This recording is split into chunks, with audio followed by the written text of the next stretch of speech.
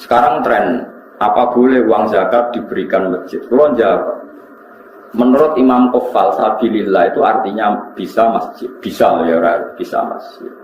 Tapi masjid saiki ku lucu. Nak masjid digo sujud to gon sesuci, misalnya alat-alat mandi lah, pokoknya sing digo sesuci. Ini cara kula gak masalah.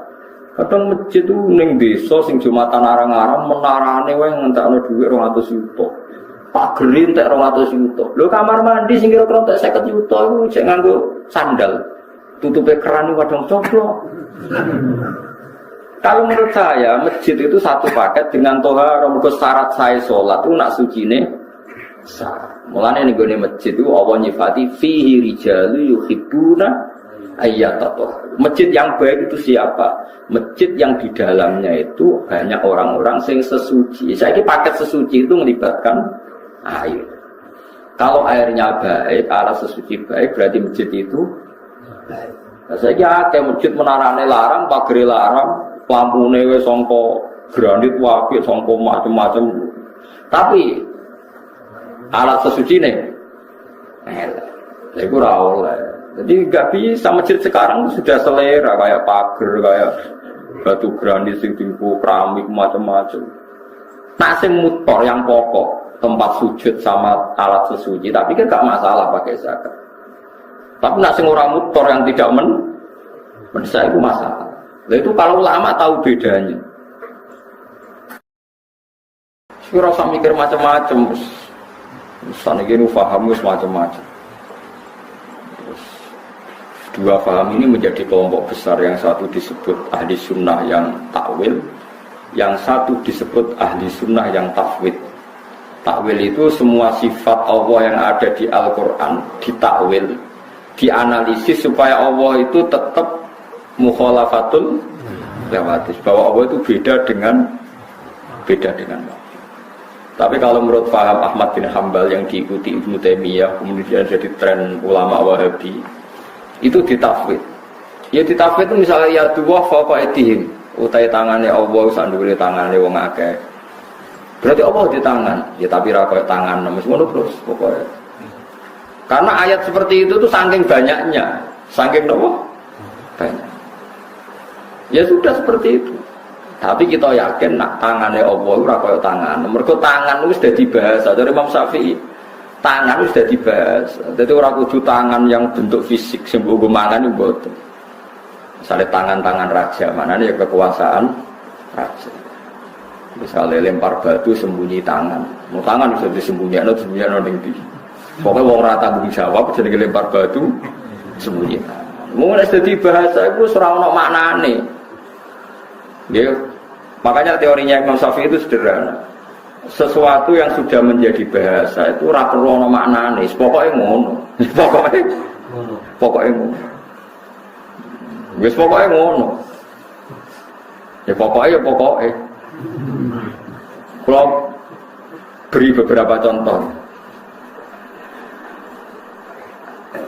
Kalau ada kasus di Wonokromo, kemudian intelijen di Jakarta tahu. Bahasanya kan kasus di Wonokromo di Bantul diketahui oleh Jakarta. Terus kita takut, diketahui nganggo apa? Yang nganggo moto. Mosok Jakarta iso delok. Ya diketahui manane roh, rohe nganggo apa pokoknya diketahui kok tak kok kudu nganggo. Jadi kadang-kadang wong terlalu banyak khayal, diketahui, tahu itu harus pakai alat. Alat itu mata. Kalau jauh berarti enggak tahu yo kasus maknane Quran nganggo ngono ya dan bareng jadi tapi wong apedane wae aja. Ya apedan wae kok aja. Dia sudah seperti itu. Nah kalau orang jalan kayak haji dari dawuh pangeran ya ngoten. Syaratnya haji mlaku maring Baitullah. Wong numpak mobil ya jenenge mlaku. Terus kowe apa Jumatan? Orang kalau ke Jumatan itu dihitung jalannya per jangkah sami. Nah numpak mobil dieling itu. Ora ono jangkaane. Berarti puterane rodo. Lu rasa ngono pokoke wong ngger maro masjid ku ono ganjarane. Senengane kok takok jelimet. Jadi agama itu tidak seperti itu. Makanya dari Imam Ghazali, wong memahami agama Ojo bayangno koyo utek elek pating krenting terus akhirnya agama dadi ruwet. Ini kalau nyontokno bolak-balik. Kalau nyontokno bolak-balik dan saya sangat banyak belajar kitab fikih dan fatwanya seperti saya ini. Saya kan berkali-kali ngomong, sekarang imam itu di depan. Soft paling baik itu soft awal. Baru agak baik soft kedua, kurang baik lagi soft ketiga. Wonten sing usul, kula nu eling, pas niku saya masih roe satu ada yang usul Gus, kalau sudah tahu yang baik soft awal, kenapa desain masjid itu memanjang? Harusnya selatan utara yang panjang supaya soft itu awal semua. Selama masjid itu memanjang ke timur, pasti ada soft 2 dan 3. Jadi cara dene masjid itu nyelirit ngalor ngidul. Ben kabeh soft iku awal. Bagaimanapun ada soft sani dan salih, soft 2, 3 itu karena masjidnya didesain memungkinkan ada soft. Coba kalau didesain hanya satu soft memanjang selatan utara, pasti semuanya soft awal. Terus ada urutan dalam itu. Yang paling afdol yang an yaminil imam. Jadi yang kanannya imam lebih afdol ketimbang an yasaril imam.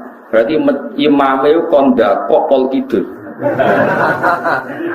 Selagi imam di tengah, terus tetap ada yang kiri.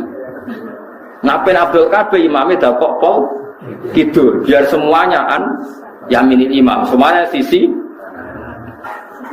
Berarti imamnya pojok kidul, masjidnya selatan utara. Abdul Kabeh mergo saf awal, kabeh an yaminil imam. Tapi agama maksudnya orang ngono iku. Soalnya tak takoki. Lah nek ngono paling afdal di. Nek wis didesain masjid ngono paling afdal. Sing paling parek ya ngono rubet imam. Agama itu tidak seperti itu. Mana ketika Nabi halakal mutanatiun. Orang yang memperjeli dalam agama itu rusak. Mata itu dijerok-jerok, no agama itu dijerok-jerok. Itu udah dibulat. Saking kuatir Allah itu gak nempat, terus sampai darahnya Allah yang dua itu gak gelap. Ojo darahnya Allah yang langit, kok darahnya Allah di tempat. Padahal sama-sama punya resiko, kayak darahnya Allah di mana-mana, kok cacilik darahnya Allah itu banyak. Sama-sama punya resiko. Makanya kita dilatih Tuhan, nyifati Allah rasa bakas nunung-nunungan. Pokoknya Allah yang ngasih rezeki kamu, Allah yang menciptakan langit bumi, Allah sing kolakong ini, sing jalang ini, yang seperti itu. Makanya kalau di sana sangi bapak didawi guru-guru ini, nur kena nyifati pangeran, koyo Allah nyifati date yang Quran, serausannya koneko. Ini beliau ngeritik faham ilmu kalam itu ilmu senjelimet bakas pangeran. Akhirnya tambah bulat, tambah lupa.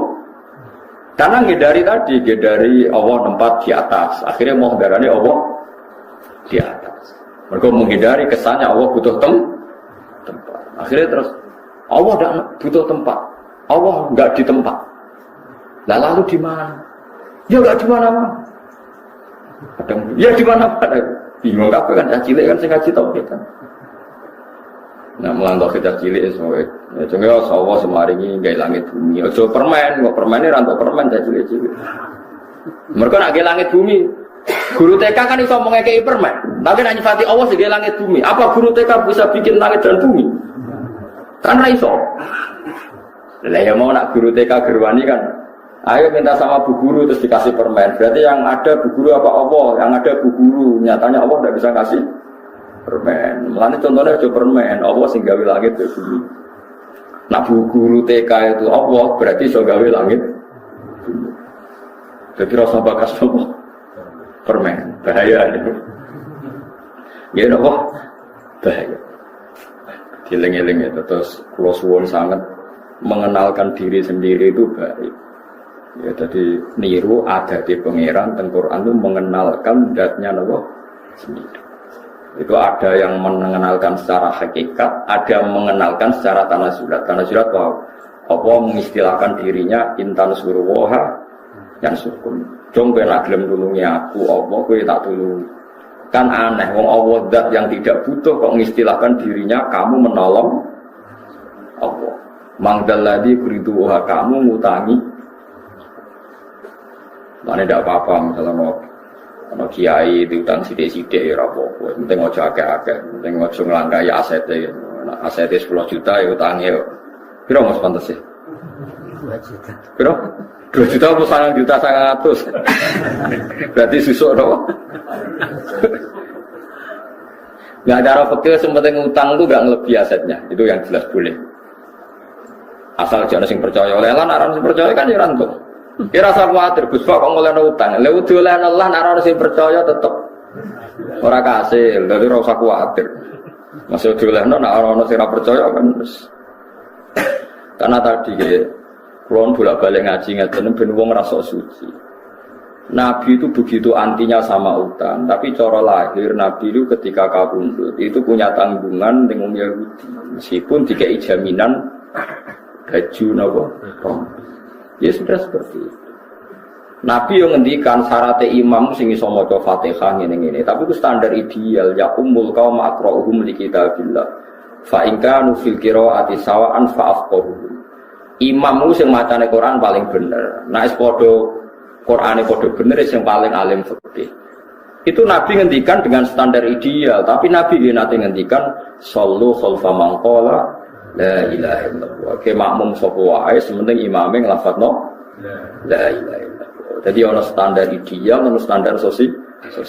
Ya urip nek iso mati ora usah diutang. Tapi kok ora diutang nang malah anak mati. Kathah yang goblok ngoten. Senin itu orang sing tuku beras, dia ini mau utang.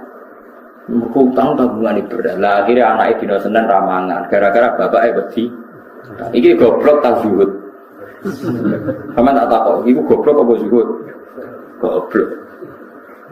Jadi ana zuhud ana goblok. Mana jadi Imam Syafi'i, ana wong kok tasawuf. Iku mulai subuh jawara, zuhur wis wajat tahu Ahmad. Engko dhuwur wis Ahmad, uteke wis kumpro. Sapi sange gedine tasawuf jare. Wong kok tasawuf subuh, iku ora usah ngenteni ngasar. Dhuwur wajib tahu Ahmad. Dhuwur wis nopo? Kumpro Ahmad. Sange gedine Imam Syafi'i ben tasawuf. Tapi tasawuf sing goblok ya. Wow, misale ana wong anti utang. Lho anti utang yo oleh wong. Tapi kan terus misale anake Senin loro ora diobatno, mok perkarane wedi utang. Jadi ku goblok apa hati-hati? Ya goblok, mana loro kalau diperiksa orang berkomedi. Imam Syafi'i itu mencontohkan setia. Ya rasa ngono, urip rasa ngono. Pokoknya utang itu dihindari, pancen masalah. Tapi nek suwaye utang mergo ana darurat syar'an. Nah kecuali ngene, Mustafa pe utang mergo biasane sarapan pizza ira sarapan utangan, kudu sarapan pizza. Lha iku gendeng jenenge ora utang. Mau demi hal sing sifatnya sekunder, sing gak penting, direwani napa? Makanya fatwa saya dalam masjid ya seperti itu.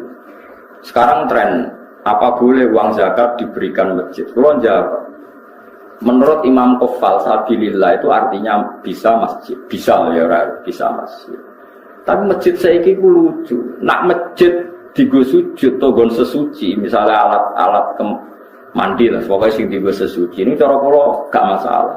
Kadang masjid itu ning desa sing Jumatan arang-arang menarane wae ngentekno dhuwit 200 juta. Pagere entek 200 juta. Lho kamar mandi sing kira-kira entek 50 juta iku sing nganggo sandal. Tutupe keran iku kadang coplok. Kalau menurut saya masjid itu satu paket dengan tohara. Mergo syarat saya salat itu nak sucine sah. Mulane ning gone masjid itu Allah nyifati fihi rijalu yuhibbuna ayyatahhar. Masjid yang baik itu siapa? Masjid yang di dalamnya itu banyak orang-orang yang sesuci. Saya paket sesuci itu melibatkan air. Kalau airnya baik, alat sesuci baik, berarti masjid itu baik. Nah, saya kayak masjid menarane larang, pagere larang, lampune wis sangka granit wae, sangka macam-macam. Tapi alat sesuci nih, itu ora oleh. Jadi nggak bisa, masjid sekarang sudah selera kayak pagar, kayak batu granit, sing tinggu keramik macam-macam. Nah, sing motor yang pokok, tempat sujud sama alat sesuci, tapi kan nggak masalah pakai zakat. Tapi nak sing ora motor yang tidak saya itu masalah. Nah, itu kalau ulama tahu bedanya. Zaman saya pikir masjid-masjid saat ini kan dibangun miliaran, sehingga sujud ya sudah seperti. Wes ngono mau gue jogo jam. Lah masjid dikunci mau demi nglindungi jam.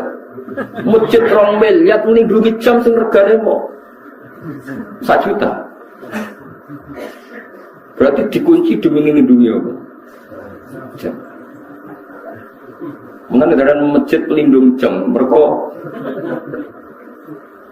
ya masjid buka wae, paling gak ono nggon salat. Dan cara kula haram masjid dikunci sing sampai wong ra iso salat. Piye-piye wukifa li salat, masjid itu diwakafkan untuk.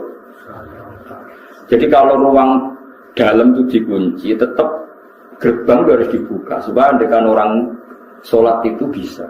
Ning terase atau pokoknya minimal ada kamar mandi 1 yang dibuka karena masjid itu diwakafkan untuk, kecuali sudah kasus real banyak preman, banyak lonte misalnya tidur di situ, beraktivitas maksiat di situ. Kalau real sarannya bukan tuhmah, real itu baru boleh. Kalau nanti ngalami ada orang lapor bahwa masjid yang di perjalanan karena sepi dipakai pacaran macam, kalau real sarannya tidak tuhmah itu boleh. Tapi kalau dia tidak boleh ngakofe wong tiga sholat, bareng orang mau ngurau nggak balik, lu ngomong mandek, ngomong masjid mandek be sholat, boleh kunci nangkat, boleh balik. Iki panitia ini bisa ngaji tau ora? Saya ngakof bisa ngaji kan? Karena sing tepan sekape sholat wali tau lama gede kan rugi tenan, gak sudah di sholat ulama, gara-gara kok dikunci. Takut ya rasanya, nak dibuka nih Bos, jamnya icap. Oh, terus masjid teng mriki digawe kangge nglindungi jam ini. Ya, dikunci demi nglindungi. Jam ini kan paling. Nah, cara kula setengah-tengah ngoten nggih. Ya oke lah yang di tengah itu situ kunci tidak apa-apa, tapi tetap teras-terasnya bisa dipakai nopo sholat. Piye-piye itu diwakafkan untuk nopo. Memang banyak kasus ya, misalnya orang nakal di situ. Untuk daerah pulau mau kata pengurus masjid cerita pulau, kata Gusti yang badhe ngising kebelet teng omah. Niku mara masjid badhe ngising. Perkarane WC-ne bukaan. Ning omah ra duwe napa? Bar ngising ya mulai. Bar sek kula nggih nate disomasi. Kula pengurus masjid lho gak jadi. Saat aku lha sing ngono iku pira sak desa? Sekawan, Gus. Lah sing mara masjid sampai salat 80. Lah yo 80 mbok kalahno mbek wong 4. Perkarane walian bareng dikunci walian sing ape jamaah. Kudu bisa mlayu mulai perkarane masjid dikunci. Lho kalau kiai tenan, jadi sering wonten tiyang lapor macam-macam. Ya saya dengar betul, syarat kiai harus mau mendengar. Bodoh-bodoh nyata. Cara boleh jadi panitia milih ndi? Ya milih dibuka ya, yang 80 kok. Jadi parah-parah. Nah kalau seperti itu harus kita mikir maslahat dan madhar. Ya maslahat dan madhar. Di global ini malah jika bangun dengan uang zakat dan nggak ada pilihan zakat itu kalau bisa memang jangan dikasihkan masjid karena pendapat sabilillah khair itu minoritas sekali dalam fikih. Tapi kalau masjid itu dengan makna tempat sujud atau tempat sesuci yang mendesak untuk kepentingan sholat, kulaulah longgar. Ya, yang saya ulang lagi, yang mendesak untuk kepentingan sholat. Nah, pagar, menara, keramik-keramik mewah itu tidak terkait dengan mendesaknya sebuah masjid. Ini kalau suwon sing ngaji kula misalnya bangun masjid nomor 1 alat sesuci itu kudu ideal. Idealnya gini loh, bayangno sing ra roh sesuci lan dadi suci. Kayak ulama-ulama dulu tuh, orang kalau mau ke masjid pasti ngelangkai air yang lebih dari 2 kolah. Paribasane cacilik sing ra roh najis wae gelem ra gelem sikile ijik mergo ngliwati. Kalau sekarang itu udah usum ya karena orang sekarang engkek kesehatan itu udah steril wis ono krane lho. Wong saiki ya engkek era karuan. Ono steril macam-macam. Wong mari kuman kok Mas. Tapi itu penting. Piye-piye sifatnya masjid itu fihi rijalun yuhibbuna napa ayat atau haru. Masjid yang baik itu diisi oleh para penghuni yang seneng napa sesuci. Tentu sesuci itu alat utamanya napa air. Jadi ini kula fatwa tenan. Kalau seperti itu enggak apa-apa. Tapi sekarang masjid kan gagah-gagah. Wagere wong mewah-mewah tulisane gawe gede lampune mewah tapi ra ono sing ngisen. Gagah era karuan. Nah itu yang maksud itu yang kata Nabi alamat kiamat itu surga umatku naik berlomba-lomba bangun nopo. Tapi kalau bangun yang tempat sujudnya, tempat toharohnya itu bagus. Ya mergo fihi rijalun yuhibbuna napa ayyatato.